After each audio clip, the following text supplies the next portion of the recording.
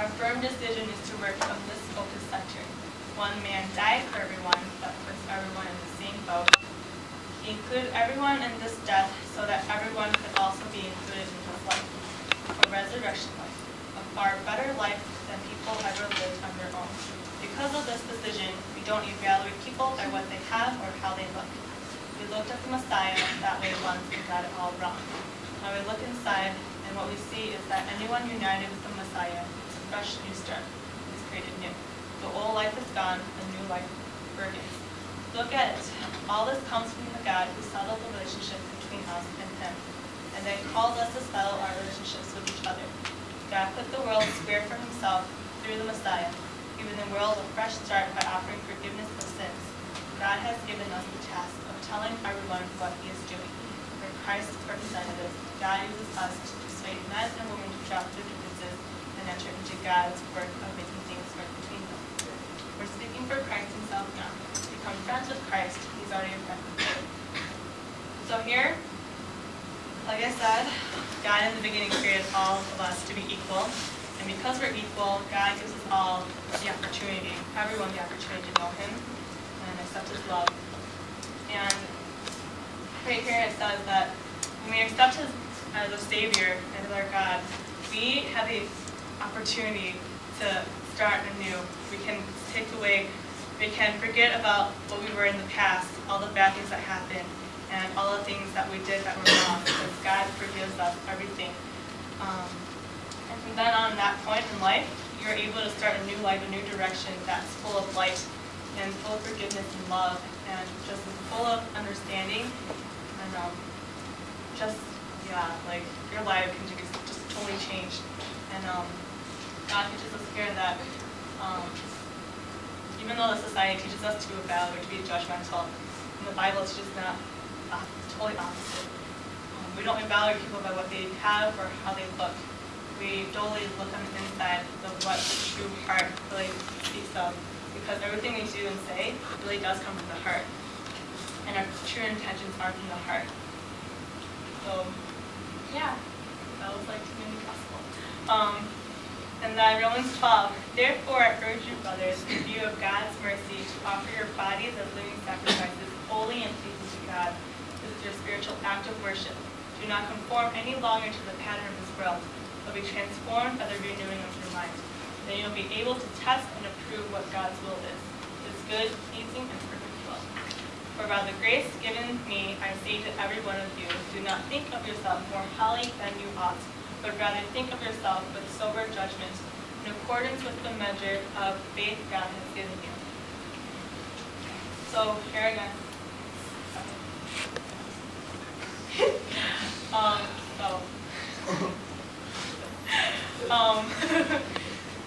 So yeah, again, like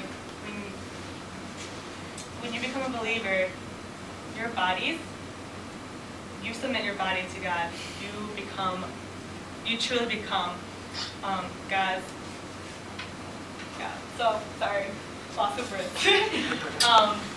What I'm trying to say is, when you truly believe that God is your Savior and that He saved you and that He is your Lord, when you call Him Lord, that there's a submittance unto Him, and you basically submit yourself under Him, and that you, from then on, are saying that you will learn more about Him, you will obey Him, you will please Him.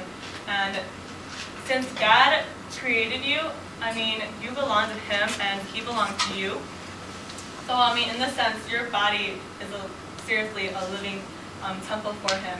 And this is really your spiritual act of worship, because in this, you submit to Him and you really honor God in that way and respect God in that way. And most importantly, God teaches us that the world around us can be deceiving and really tempting us to do what He doesn't desire us to have. So really do not conform any longer to the pattern of this world, to be transformed by the renewing of your mind. And the renewing of your mind part comes from, in order to do that, it's also through reading the Bible and actually knowing who God is and what He expects us to be like. So yeah. Psalm 139. O Lord, You have searched me, and you know me.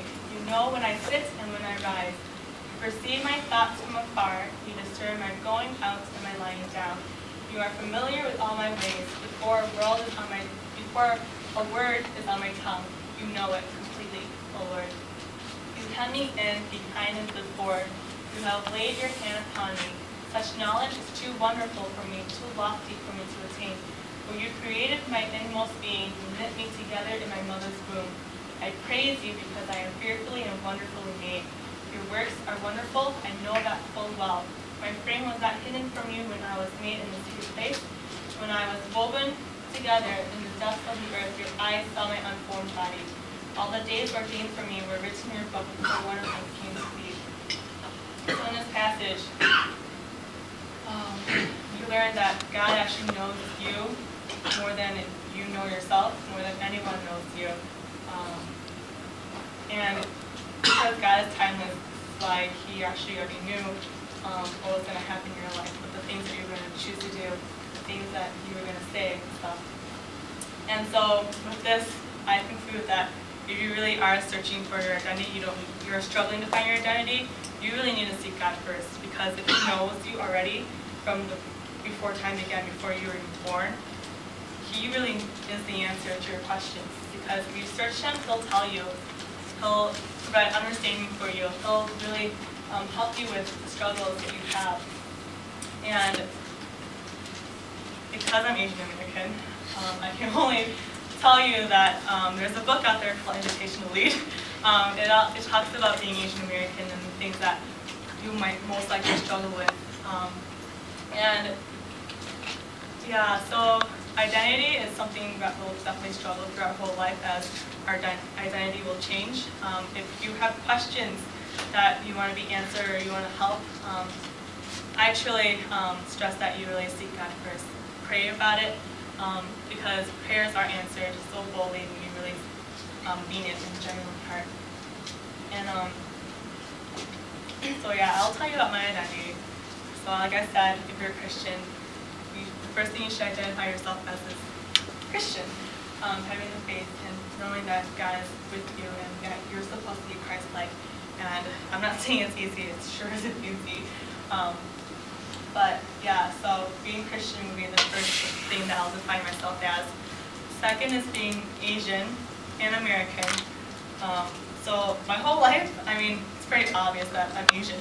And then being raised in the American culture, it wasn't until, let's see, last year that I finished the book, Invitation to Lead. And it's actually really interesting to really realize that what American culture has affected my identity and how Asian culture has affected my identity. Like, once you figure out like what the stereotypes or generalizations that white culture and Asian culture has, you can really find out what you really value and which parts of the culture really affects you. And through that, I found my identity, like being, so for Asian, I prefer Asian food, of course, and then the whole hospitality thing, the whole servitude, and stuff. But like the whole task-oriented thing is, yeah. So like American culture, like the task-oriented thing, and like trying to be independent, and like, I mean, sure, I love my parents, I love family and stuff like that. But I think from the American culture side, there's a sense of independence that you really seek for, or I really seek for. But also like the whole family thing is so strong in Asian culture that, I mean, in their mindsets, like we're supposed to take care of our parents when we're old and stuff like that, right? And okay, so like last year, because that was something that I valued so much because of the Asian side. What blew me away was last year I went home for winter break and I actually sat down to meet with my mom and talked about things. I started bawling in front of her and started crying because, I mean, my family is financially poor. Like we make, I'm going to tell you how much we make. But yeah, so I mean, like because, I mean, I know my family struggles with money and that like, you know, I'm not that great in school and like I don't know what to do with my life and stuff like that. So I like told my mom that like I don't know what to do in the future. Like I don't know how to support her and stuff like that. But what totally blew me away was my mom was like, I never thought about that at all. Like I never expected you to like raise, like support me in the future. Like I never worried about that at all. I was like, okay, that's a lot of burden taken off is that. But and that's one thing about being Asian. Like you really value family, you really value friends and relationships and stuff. But yeah, like I have to read the Invitation to Lead again because it's such a good book. But yeah, so like identity, like I can't tell you what your identity is because I don't really know you, but God does. So God can help you with your identity and really trusting God with that, because if you really trust in God, especially this passage right here, He knows what you're going to do every day, the things you're going to do, the things you're going to say, and if He knows every detail, like even the hair on your head and stuff like that. So really, if you're struggling with identity, really just go to God for it, and I'm pretty sure your prayers will be answered sooner or later. But have patience and be willing to be teachable and willing to learn. But yeah, that's all I have for you, and hopefully this helps. Hopefully, I really was hoping I was helping. But yeah, I'll pray for you guys right now, I guess.